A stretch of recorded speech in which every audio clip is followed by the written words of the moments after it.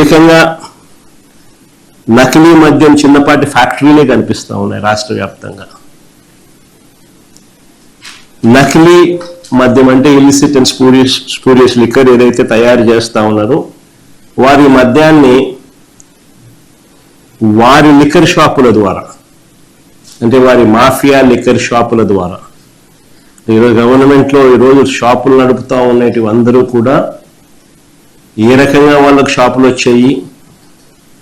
ఏ రకంగా తెలుగుదేశం కార్యకర్తలు, తెలుగుదేశం ఎమ్మెల్యేలు, తెలుగుదేశం మనుషులు ఏ రకంగా షాపులన్నీ కూడా నడుపుతూ ఉన్నారు, వాళ్ళకి ఏ రకంగా షాపులు వచ్చాయి, ఏ రకమైన మాఫియా అని చెప్పి మనందరికీ తెలిసిన విషయమే ఏ రకంగా ప్రైవేట్ మాఫియా నడుస్తూ ఉందో. సో వాళ్ళ షాపుల్లోనే ద్వారానే మద్యాన్ని కూడా వాళ్ళే తయారు చేస్తున్నారు, వాళ్ళ షాపుల ద్వారా వాళ్ళే మద్యాన్ని కూడా అమ్ముతా ఉన్నారు. వాళ్ళ బెల్ట్ షాపుల ద్వారా